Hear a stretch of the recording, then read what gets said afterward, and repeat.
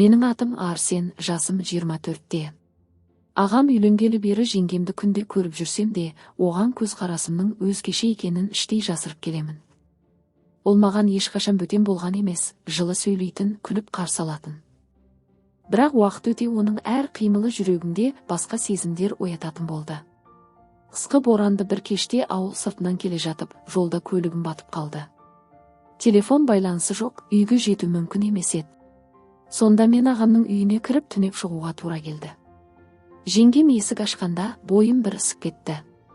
Оның жүзі оттың жарығымен қызарып, көзінде бір жұмбақ жылылық бар еді. Қатты тоңып қалыпсың ғой, Арсен, кір, пешке жылынып ал, деді ол.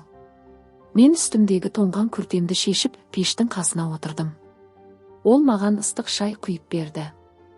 Қолдарымыз бір сәтке түйісіп кеткенде, жүрегім қатты дүрсілдеп кетті.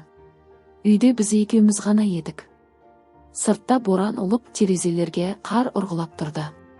Әрбір дыбыс екеуміздің үнсіздігімізді одан сайын қоюлата түскендей. Ағаңның сапары ұзаққа созылатын сияқты, деді жеңешем күрсініп. Мен оның жүзіне қарадым.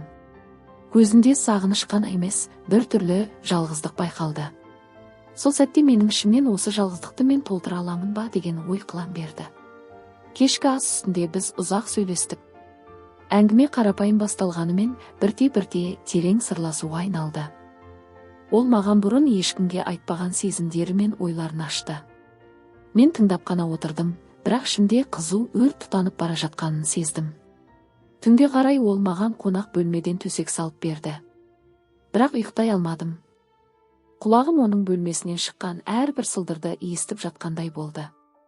Көз алдымнан оның жүзі, дауысы кетпеді.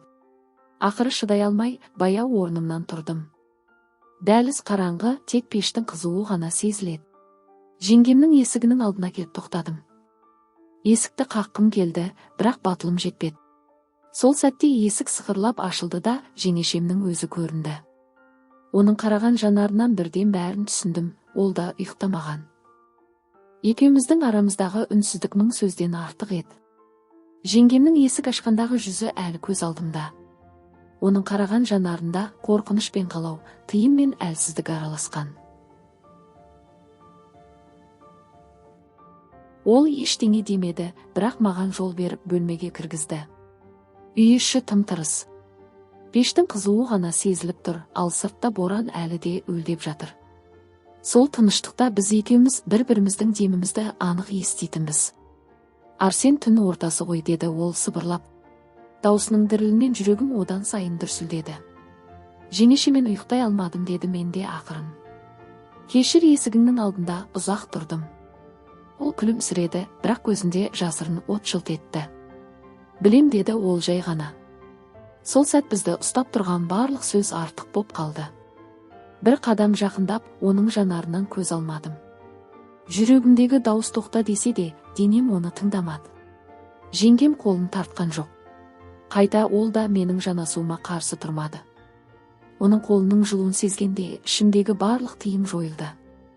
Біз бұлай істемеуіміз керек, деді ол сыбырлап, бірақ қолын әлі де тарта алмады. Бәрін білемін, дедім мен. Бірақ осы сәтті саған да, өзіме де жасыра алмаймын. Осы сөздерден кейін біз үнсіз қалдық. Тек көзқарастар ғана сөйлеп тұрды. Пештің қызыл шоғы жеңгемді бауырыма басқан сәттен бастап әлем мүлде өзгеріп кеткендей болды. Сырттағы боранның өлі басылып қалғандай, тек екеуміздің жүрегіміздің дүрсілі ғана естіліп тұрды.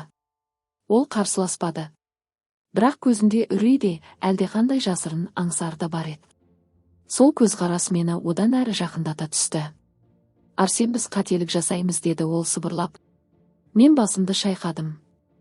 Бұл қателік пе, жоқ әлде тағдыр ма, оны ертең білеміз. Бірақ дәл қазір мен тоқтай алмаймын. Ол терең дем алып көзін жұмды. Осы үнсіз келісім бізді одан әрі жетеледі. Құшақтаған сайын жанымыздағы шекаралар жоғалып, біз бұрын-соңды бастан кешпеген бір әлемге енгендей болдық. Жеңгемнің жанында уақыт баяулап қалғандай. Әрбір жанасу бір сыр, әрбір дем бір құпия. Бөлменің ішін пештің жылысы ғана емес, екеуміздің арасындағы жасырын жалын да қыздырып жіберді. Біз асықпай, үнсіз ғана бір-бірімізді танып жатқандай едік. Бұл сәтті сөзбен жеткізу қиын. Құмарлық пен қорқыныш, тыйым мен аңсар бәрі араласып жүрекше діріл сыйлады. Сол түні біз өзімізді ұстай алмадық. Бірақ бұл жай ғана дененің тоғысуы емес еді. Бұл ұзақ уақыт бойы айтылмай келген сырдың сыртқа шығуы, жасырын аңсардың еріксіз мойындалуы болатын. Таң атқанда бөлме іші әлсіз жарыққа толды. Пештің шоғы баяу сөнген, ал біз үнсіз ғана бір-бірімізге қарамай жаттық. Түндегі от сөніп қалғандай емес, қайта жүректе әлі де жанып тұрғандай. Жеңгем бірінші болып орнынан тұрды. Үстіне орамалын асығыс жамылды да терезеге барып сыртқа көз салды.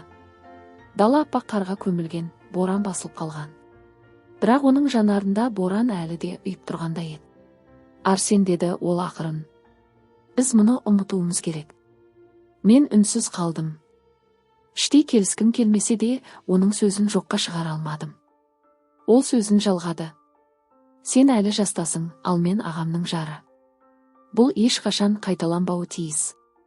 Жүрегім сығылып кетті. Өткен түнде бізді біріктірген нәрсе жалғыздық па, әлде шынымен жүректегі жасырын сезім бе, соны айыра алмай тұрдым. Бірақ бір нәрсені анық сезіндім, мен оны қазір бұрынғыдай жеңеше деп қабылдай алмаймын. Кетіп бара жатып есік алдында тоқтап оған қарадым. Бәлкім біз бұған өкінеміз.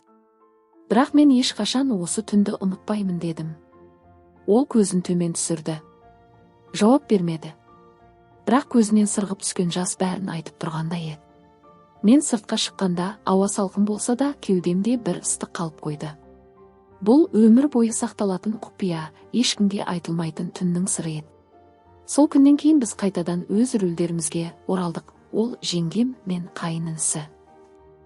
Бірақ ішімізде қалған бір жалын ешқашан өшкен емес.